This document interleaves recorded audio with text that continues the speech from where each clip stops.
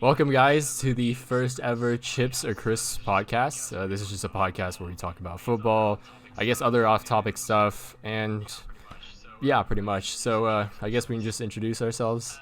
Okay, I'll kick off. My name is Ross, the Rossi FC. So we're going to have a weekly rotation. This one's on my channel, so you'll see the other guys in the coming weeks.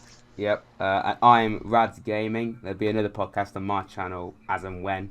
And yeah, like the Rossi said, it's going to be rotating between the three channels. So, yeah. Yeah, my name is Maxwell. I own a channel called Maqwell. Please don't call me Maqwell.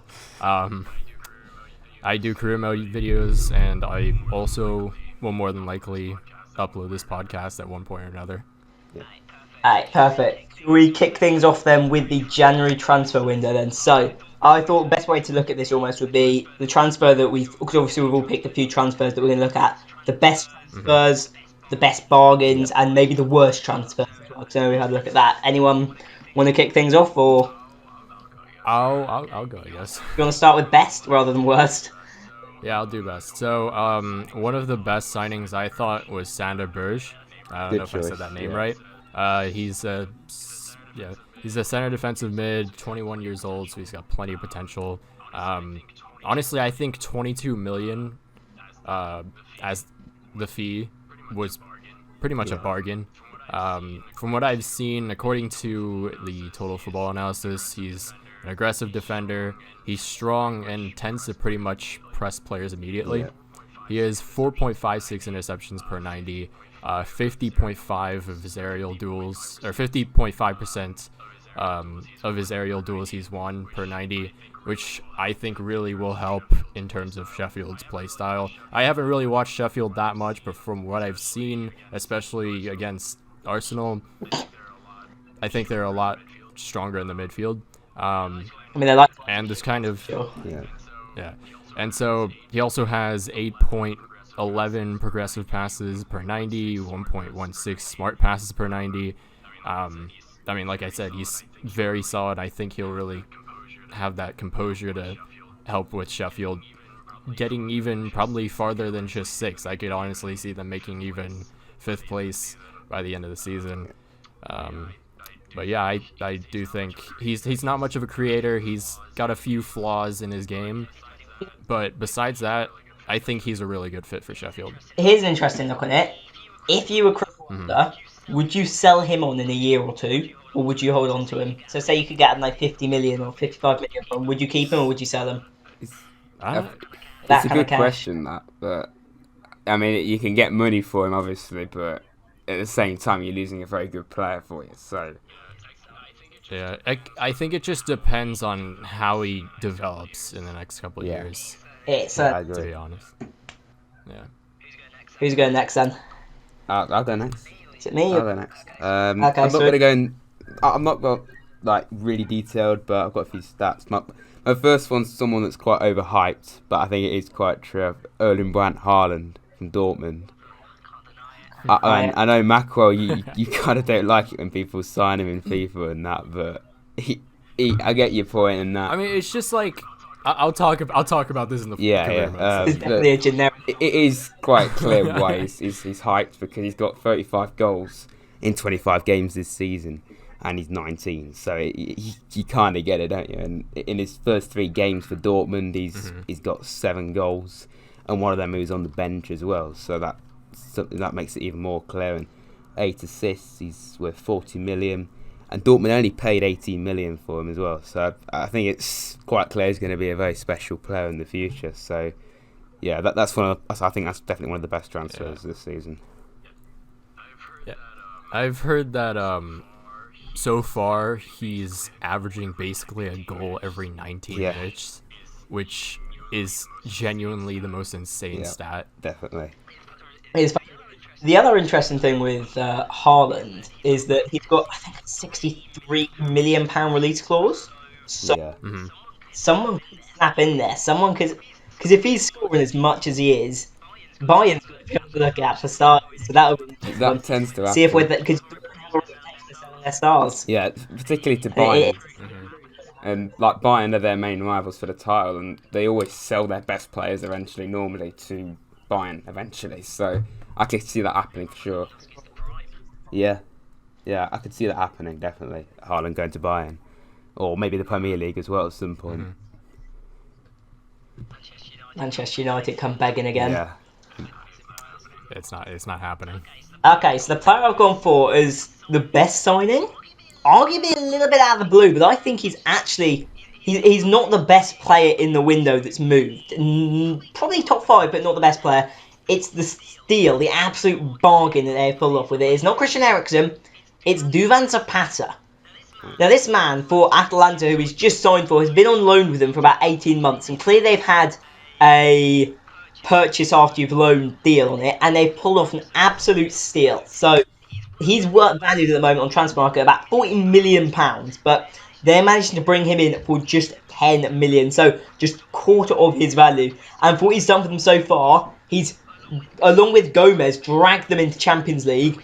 29 goals in 46 games is a damn good record, and probably only Immobile and maybe Ronaldo are better strikers when it comes to Serie A. So he's been my steal of the window, and arguably one of the best moves as well from the Italian side. Yeah. So be interested to see where he goes from there. Well, I'm not really too aware of him, but from what you've told me, seems like a bit of a steal, like you say. So definitely, I'd say one of the best transfers off that. I mean, I've scratched upon the Serie A multiple times. I've never particularly gone into the details of Serie A or anything, but I've always kind of just seen him up there in terms of the top players in the Serie A. So, I mean, that does seem like quite the bargain for him. It'll be pretty interesting to see how the rest of his future goes from there. And that actually raises an interesting point on one of our future points. I don't know whether we want to cover it now or later. In loan-to-buy deals. No longer in career mode. I think they used to be. Should they be bringing them back in the future? What? In FIFA? Yeah. I mean, like... Resounding answer then. I don't know why EA just decided to remove stuff, but we'll get into that in a bit. Because I don't that's get definitely heated a with pretty topic. much everything in career mode. Yeah. We've touched a nerve there then. Okay, so I guess I'll go with another best signing because I only have 2. Yeah. I thought Ezequiel Palacios from, I believe, River Plate. Yeah. Leverkusen bought him for about 28.5 million. I remember some dude actually suggested me to buy him in my Leverkusen career mode before this happened, so that was pretty cool. But he has about 10 goals, 11 assists, at 77 appearances. According to a bunch of scouts in the Bundesliga, he should be pretty good in terms of he has a great sense of timing to make light runs in order to score off rebounds or something. And another scout said he'll benefit pretty well in the Bundesliga just due to his agility and intelligence. So I don't really know much about this kid. I'm sure I'll see more of him once I start seeing him play for Leverkusen. It's insane, don't get me wrong. Also, he has managed to play every single match so far.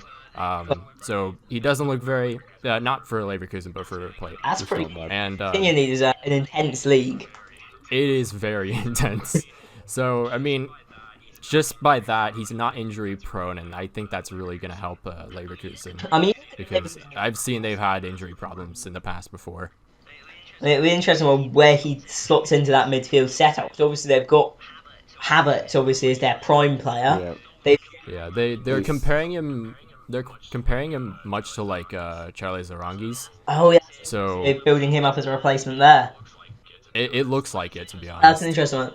He's what, 30, 31, Zarangis? Maybe not quite 20. He might be 29, 30, I think. But he's tipping the scales on the Chelsea-ometer for certain.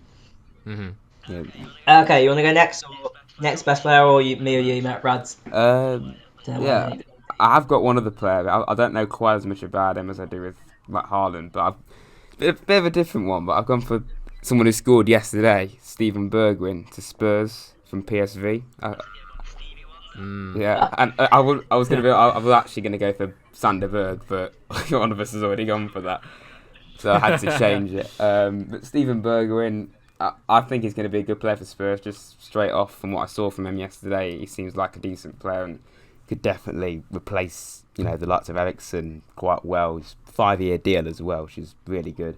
Only 22, he could play on both sides. He's in 16 games for PSV this season. He's got 5 goals, but he also got 10 assists. So that kind of, balances it out. 149 games in total, 31 goals, 41 assists. So not a bad record there at all. So I think Bergwijn's going to be good for Spurs.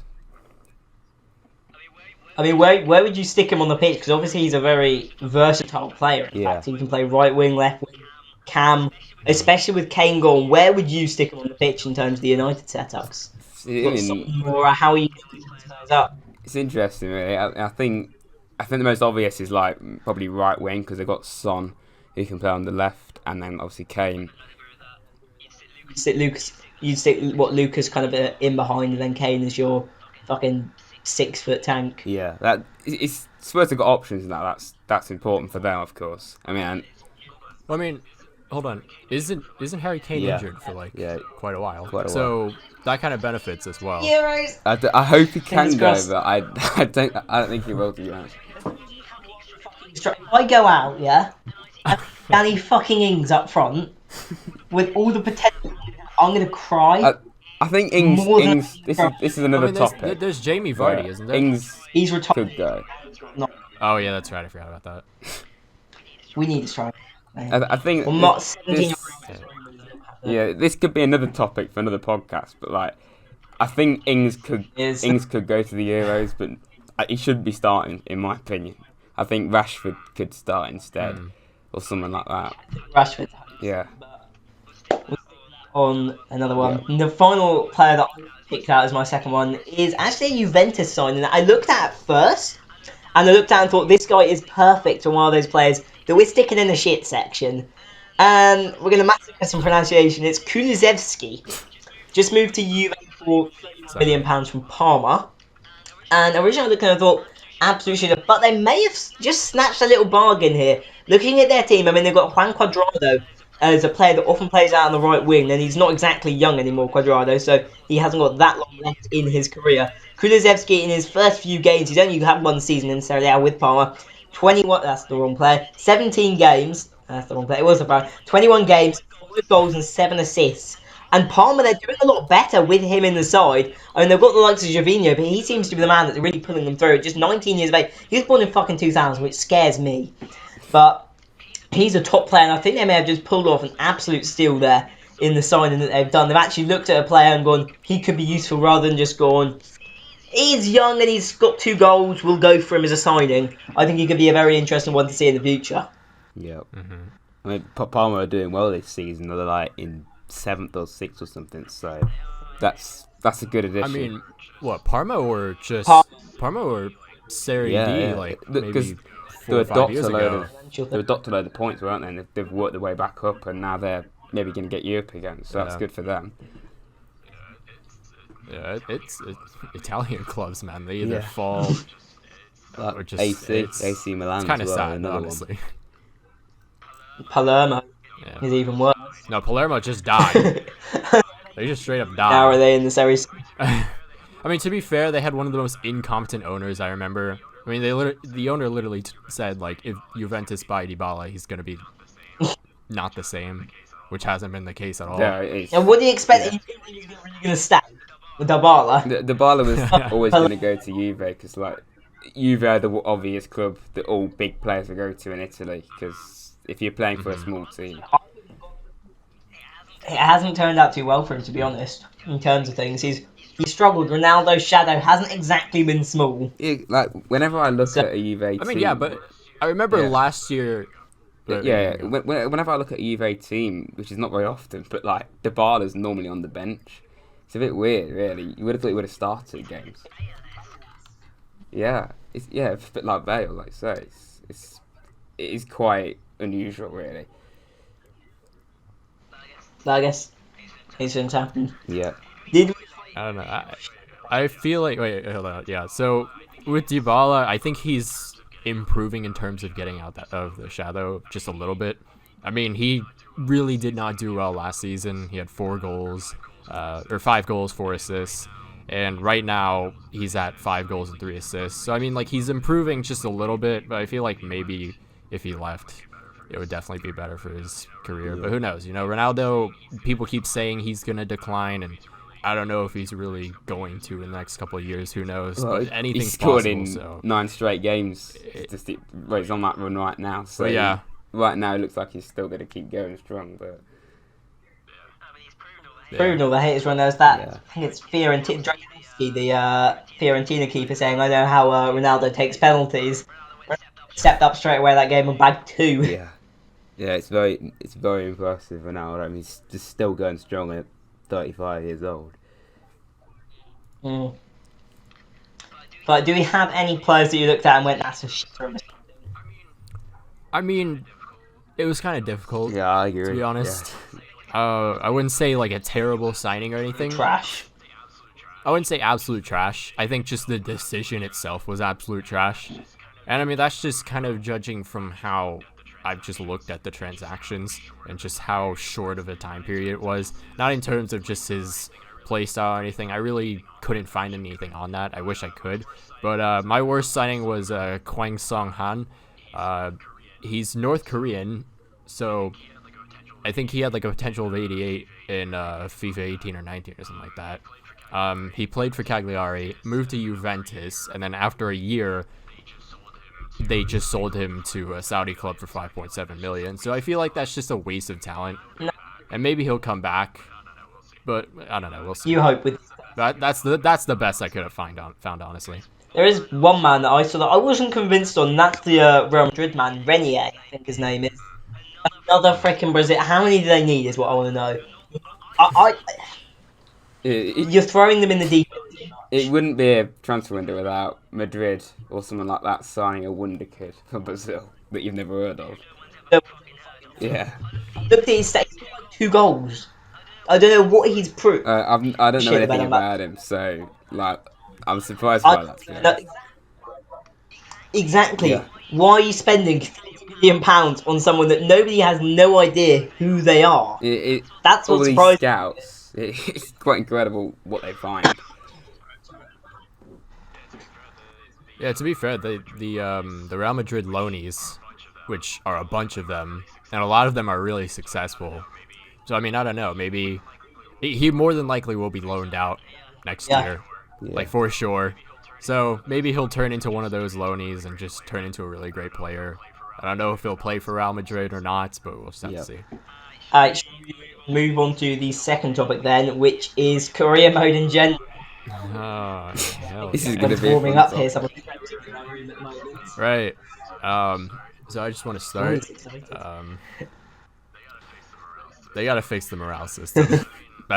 I mean, it is abysmal. I like the idea. The concept of it's really cool, but it has so many flaws in it. And a lot of those flaws kind of come from, I guess, the messaging part of that. Like, you know how players can message the manager now and be like, hey, can you play me? Well, like, I'll have players that are like 62 rated asking me to play them against PSG. Yeah.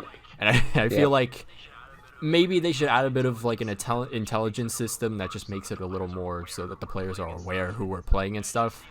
And it just seems like your youth academy players could go right out of the academy and immediately ask for playtime, and if they don't get that playtime, they get angry and they just leave, and it's a hassle. See, I think player morale and the press conferences was like the main thing they added in, and it was always going to get boring straight away, but it doesn't help with the fact that it's broken like most of the game is.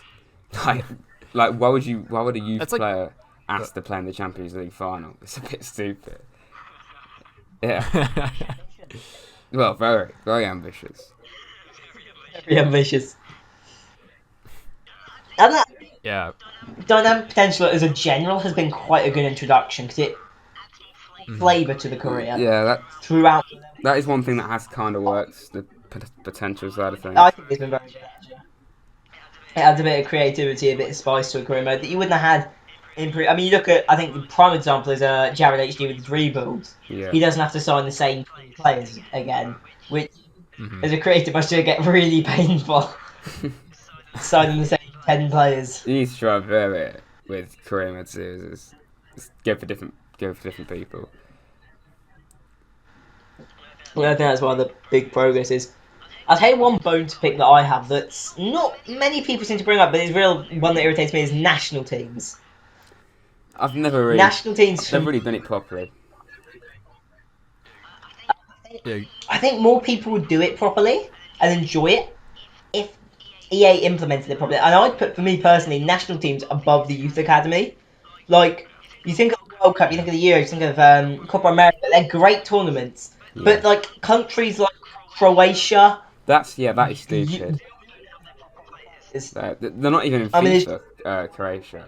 It's mad. yeah, they don't have the license for it. I understand if you miss out one or two, but like they've got no licensing issue. I refuse to believe that the whole of Africa and Asia has a licensing problem with them, because all you have is Ivory Coast, China, India, and South Africa, and it's.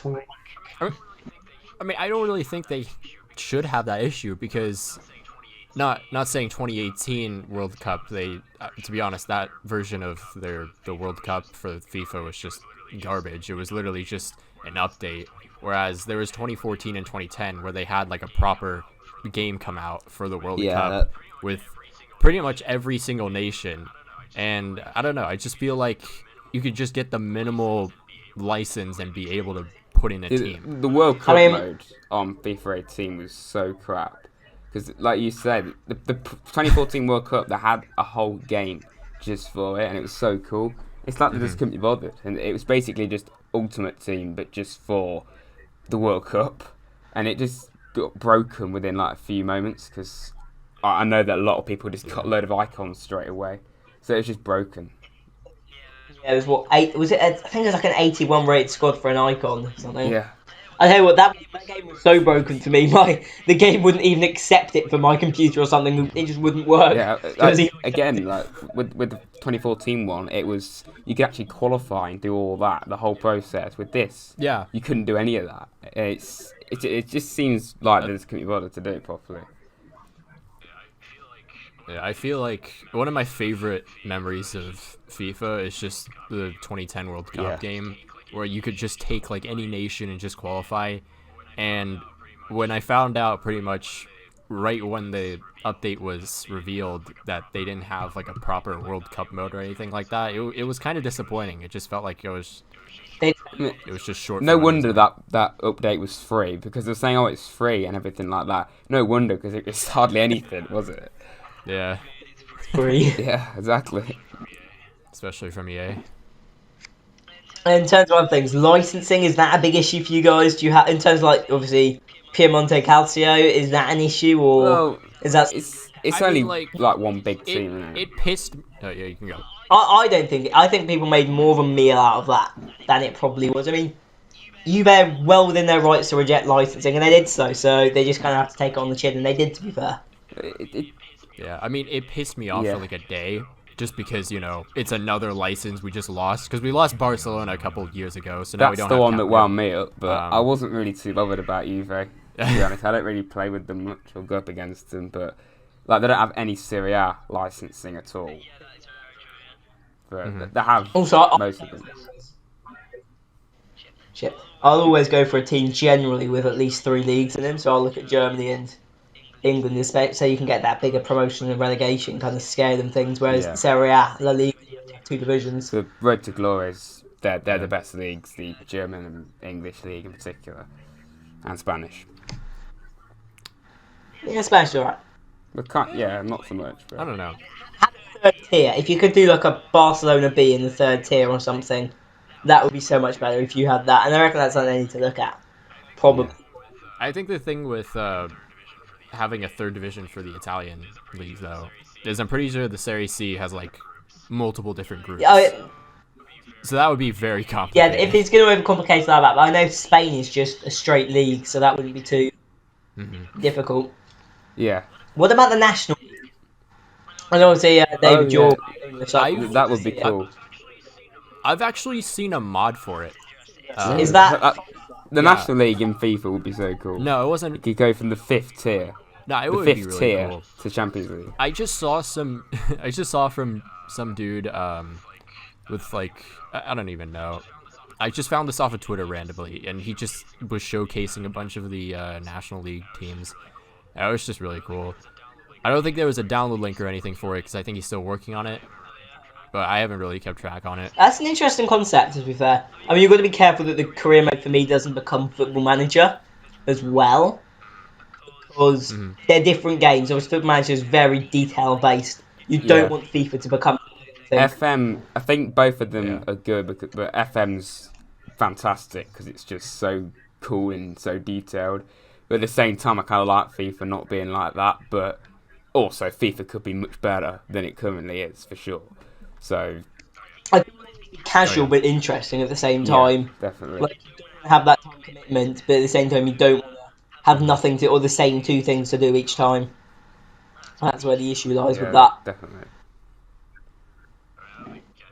I mean, I don't think anything's going to change with career mode, or at least anything significant. They build it up every year. I don't know. I feel like nothing really changes. They build it up every year, but it doesn't really feel like much. Like, I remember the first time... Yeah, I remember the first time training came out, like the training sessions and stuff. I mean, it was cool, but I kind of got bored of it after, like, I kind of got bored of them, as you say. I mean... Like, I'll use them to grow my players, but that's about it. It wasn't really that exciting after, like, a week or two. It just seems like every single upgrade that they do to career mode. I don't even think they changed anything in 19, because I didn't even get 19 for that reason. 19 was basically just a reskin of FIFA 18. It generally was hardly any changes. Yeah. I don't even I really know any. No, I think there's... I mean, compared to other career modes, like you look at F1 2019 as a Formula 1 person myself. Yeah. You look at it in that respect, and sometimes you give them a bit more chance, in the respect that F1 2019 has only just introduced transfers as such.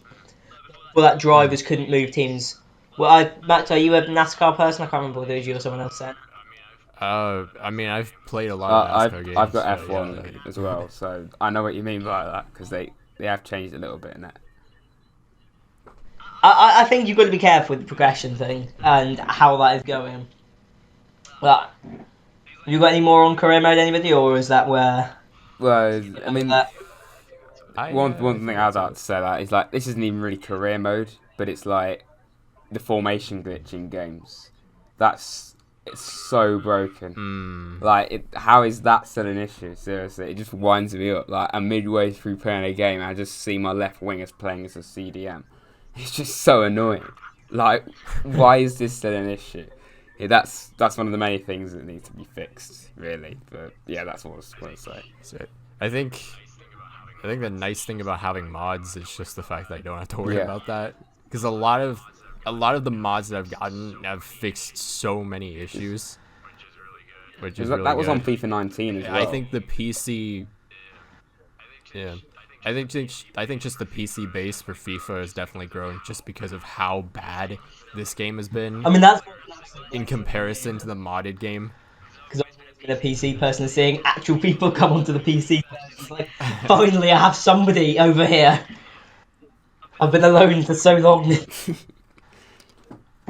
No, the final topic that we were going to do today, I think maybe if we just throw a quick point out there, if you've got suggestions for this final topic, it's going to be like more of a random thing, something a little bit different. Yeah. We're going to be kicking off with 5 songs that you take from the last 10 years. Now, does anyone want to kick off, or shall I? Because I spent a while finding 5 songs that took me a long time to nail this shit down. Well, you see, you got songs. I just got artists. Same with me. Because I have too many. There were so many to pick. I've got to agree with you on that. But I spent a good half an hour. I wanted to get these 5. Okay, fuck it, I'll kick things off. I don't care. So the first person that I had on my list in terms of artists is Avicii. Good choice. I think, okay. Yeah. In terms of legacy and everything, he had so much going on in this decade. He went pop, EDM, he did the lot. And if I had to pick a song, I went with Wake Me Up, just because that was his first hit. That was the first one that kind of got him into the charts. Now, I actually really rate his latest album, but Wake Me Up was the first one that got him in around the 2013, 2014 period. So I went with that. Then I went the Stormzy direction, because I really want to give some variety in there. I went Blinded by Your Grace. There's something a bit different there, in terms of, not generic. I don't really listen to Stormzy, really, but I know he's a good rapper from what I've heard of him. I bopped to some Storms, I'm not gonna lie. We're missing out. And then the three, I'll just throw the bands in there as such. I went Tom Walker, who I probably don't know who he is, but we'll go, he's a little bit out there. And then Imagine Dragons, in terms of Radioactive, and then High Hopes in terms of Panic at the Disco. Because I think you need a real range on the types of music, and not there's pop. There's a variety in there. There's a variety. Yeah, it's a set of songs that are very different. Yeah. I mean, I was saying the other day, I had that horrible habit of listening to a song for 3 days in a row, turning it off, and then having one more song. You're not alone with that. Like, loads of people do that. Bastards. Maybe secretly. Yeah, what did you guys kick in with then in terms of artists? I had 4 because I don't know why, I just kind of forgot the 5th, so I'll just go with the 4.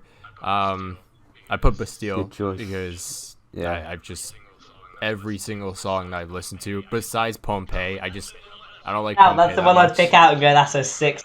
The biggest hit. Yeah, I mean, I know it's the biggest hit. I don't know.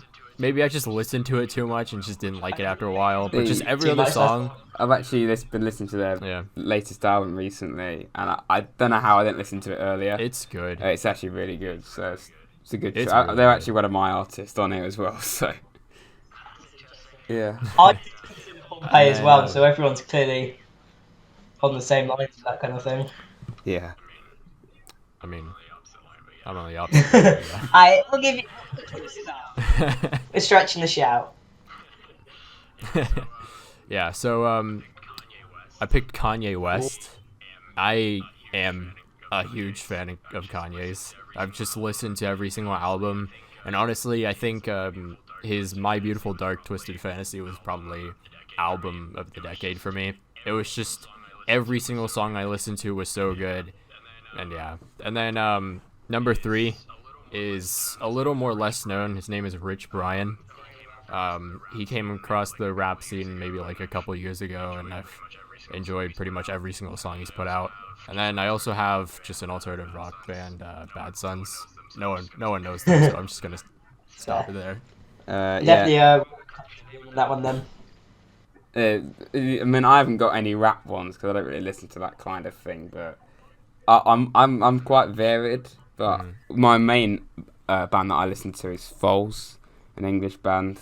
I think they're quite an underrated band. So yeah, they're like rocky kind of stuff, not full on rock, but what is that? Sorry, Wait, what are they called? Foals. What are they called? Yeah, Foals. Yeah, I feel like It does ring a slight bell somewhere. you not heard of them? I'm being outnumbered on the rock front here. I'm concerned. They're not like not like hold rock, on, but they're like a bit of that kind of thing. wait. But it's not like full on. Yeah, I know My Number from Yeah, 14. that's I think them, yeah. that was from 14. Maybe it wasn't. Yeah. I just listen to them all the time, but to be honest, that My Number I don't even really listen to that much. But I actually that is one of their main songs. I mean, I like quite a few people. Like another one's quite different to them, George Ezra. I've always been a fan of him. He's put out some good stuff. Yeah, Oh, it's yeah, just that's good. all of his songs are so happy and relaxing. Yeah. I'm the opposite. I listen to stuff that's really aggressive in terms. I listen Because to I a just mixed like- bag, really.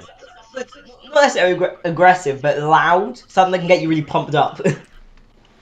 I get So you there. I listen to a lot of different stuff. Yeah. You're saying? So yeah, I listen to lots of different kinds of stuff, really. So it can be stuff that gets you going and stuff that are quite relaxing as well. So yeah, it depends how I'm feeling and that. No, I get you that. Yeah. Do you have any more on your list, or? Not really, to be honest. I kind of ran out of ideas, but yeah. That's fair. Shall we close off then with the score predictions for the Premier League? Basically, be a little section that we're going to have at the end of each episode of this as such. We'll predict the Premier League results for the upcoming week. Now, we've only got 4 games kicking off this week. Anyone want to start, or? I Okay. guess I'll start. Okay, so Everton Crystal Palace, I believe, is the first match that's playing. I think it's gonna be 2-0 to Everton. Palace have been on such a bad run lately. 3 draws, 2 losses in their last 5 matches. They've failed to score in their last 2 matches.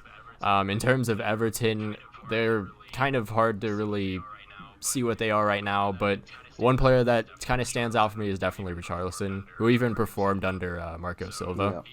So he came back from injury last match against Watford. So obviously he was a little rusty after missing, I believe, 3 matches. So I believe this match he'll really kick it off and maybe score a goal, assist, and I think it's going to be 2-0 Everton, just thanks to Richarlison. That's a decent shout. Shall we do all that match and then move on to the next one? That seems like a good shout. So, David, what do you go for? I was between either a draw or a win for Everton, but I think Everton will nick this one 2-1 or something like that. I think it would be quite tight because I know Palace aren't playing amazing, but they've actually surprised quite a lot this season. So I could see them maybe getting a point out of a game like this. But Everton are kind of picking up under Ancelotti, so I think 2-1 Everton. I've gone for the opposite. I have gone for a 1-1 draw between the two sides. I just don't see either of them as... I just feel like it'd be one of those games where neither side commits to the match enough. Both of them hoping that they'll bag it, but never really go for it, and then end up in something like a 1-1, 0-0 kind of draw setup. Probably 1-1 is the score if I had to nail down an exact number in terms of the result. I think either side's going to put out a great performance, I don't think. That's fair. I think it'd be a tight game overall. Definitely a tight game. Brighton versus Watford. Relegation battle. Who's your man? I reckon we'll have a split here, but let's see. I don't even know if this is a relegation battle anymore because Watford are just climbing up the table at this point. They're still climbing up. They've won a couple matches. They've started to dip again. They've won the last 2 matches. They have done well. They have done well. It's incredible. They were like 6, well, more than that, points off safety, and they climbed out the bottom 3 recently. But like they threw it away at the weekend, didn't they, against Everton? But I think Pearson's got them going. I think they'll lose this, to be honest. I think Brighton could win this because I think Brighton are a decent team, but they have kind of a bit like Watford slipped up in lots of games where they should have really won. So I think it'll be like again 2-1 Brighton. That's fair enough. Yeah. I kind of disagree. I said 3-0 Wow. Watford. Okay. Just because. Don't you worry, mate. I don't know. Watford as well. Right, okay, well, I'm completely out of this. Yeah, but I don't know. Brighton have dipped down in form lately. I mean, they've gone winless in their last 5. I just do not see them climbing up against Watford. I mean, it is at home for Brighton, but I just think Watford's gonna I was also thinking about maybe Watford winning, but I don't know. I just thought Brighton have, from what I know, got quite decent home form. They tend to play well there, so... Yeah, I kind of look stupid now compared to your team. I mean, they're 10th in home record right now. They're not on a good run of form, and I think they're missing Duffy as well at centre-back. And it's just like Brighton are that kind of side that when things start to capitulate, they really start to capitulate, and I can see that happening in the game on Saturday. A bit like last season, because they're quite poor for the second half of last season, so it could happen again. Yeah. And third game of the weekend, we've got Sheffield United versus Bournemouth. Now, if you put this one to me in August, it would have been a Bournemouth win all ends up. But for now, I'm going to have to say 1-0 Sheffield United. They like to pull out a gruelling result. I don't think it will be pretty, but I think it will be 1-0 Sheffield. I believe so too. Bournemouth seem to look like they're themselves again because they've won their last 2 matches, I'm pretty sure. And I don't think it's going to be enough against Sheffield, but I definitely don't think it's going to be just an easy win for Sheffield. So Sheffield, it must be amazing to be a Sheffield United fan right now. Like you were bottom of League One, like not even 4 years ago, and now you could be in Europe next season. It's quite incredible. But I mean, credit to Chris Wilder. But I think it'll be tight again, maybe like 1-0 to Sheffield United against Bournemouth. But Bournemouth haven't been improving recently, of course, so it'll be tight, I think. I mean, relegation is definitely a topic that we need to cover at some point because the season's hot. I would say down They're I would so many definitely say clubs. Norwich are down the shitter, but there's 5 clubs still scrapping it out, Oh, yeah. and It's going to be maybe tight. pull off. Who knows? I think Watford could stay up. I hope Bournemouth do, because this is the team that you kind of like. I mean, I don't think Bournemouth will stay up, but I want them to stay up because yeah. they're the kind of team Yeah. that when they go down, they won't come back. Whereas someone like West Ham, they've got the think infrastructure, they've got the cash to come Yeah. back up. If West Ham relegate, that's. They got, was it 2010, 2011 they got sent down, they came straight back up the following year. Yeah, 12. West Ham, though, again, they Like now you're gonna spent a see load of money. if they relegate, you'll see championship teams playing in the London. That would be- is funny. Yeah, that is actually funny. But, like, they spent a load of money again, like on Haller and Fornals, and they've just flopped again. Like, those players and just their form has been so inconsistent. Apart from like beating Chelsea. Yeah, I don't know how I think you screw that up. the issue with it is Wenger touched on this a little while back. When you build a new stadium, your finances are so difficult, Yeah, and a little that's mistake true. Yeah. Yeah, could happen there. but like that can't really say their form though, can it? Because like their form and the players that they've got, they still should be doing much better than they are. Really, they should be like. I predicted them 8th at the start of the season for some reason. I don't really know why. But they're probably... I don't think they will go down, but it's going to be... I mean, ages ago I would have put Southampton, but they're like in European contention now. So it's really going to be interesting to see who goes down, but it'll be tight. It's a difficult one to put in. And then the final fixture on the weekend upcoming is City versus West Ham. Now, thoughts on this one? That was the score in real life. I don't see any hope for this West Ham side, especially since every single time it seems like Manchester City loses, they are fucking pissed. So they just destroy whatever team's not next. That is pattern. true. That is like, they always seem to do that. Like whenever like you say, they lose, they normally go and thrash a team. So I could see that happening. It's just whoever gets the pet punishment. They have a pot of every time they lose again, they'll pick a name out. Edison will come out from the poor end. So got and David Silva last season. He probably just has a right go at them in the dressing room, and that fires them up. In terms of rants from managers, that's an interesting one. Which manager would you least like to get on the end of a rant from? I think Nigel Pearson. I think it. Yeah, Nigel. Who was it that dragged? It might be. Was it Steve Bruce that? No, I don't think it was Steve Bruce. It was Hull, where they got dragged out onto the pitch for their team meeting in the halftime. Oh God, yeah. Yeah, That yeah, would I be- remember that. Yeah, That- I think this would be like 4-0, 3-0 City. It'd be quite easy Yeah, to be convincing. So I think we're all pretty similar in terms of our results here. The only contrast was I said draw and Everton Palace, and then David's gone for a win for Brighton over Watford. It's probably the tightest game, the Brighton-Watford game, coming up over the weekend. Now, have you got any more topics that you've got to cover in this podcast, or should we start to close things off, do we think? I think we've done it, to be honest. Yeah, I think that's about it. Okay. Yeah. I'll run things off then, fuck it. So if you have enjoyed the podcast, do make sure to go subscribe to all of our channels to make sure you can see all the content as soon as it comes out. Leave suggestions in the comments or Twitter or wherever you want to see it as to future questions, future ideas. We'd love to hear what you have to think. And other than that, I think we'll see you guys next time. Peace.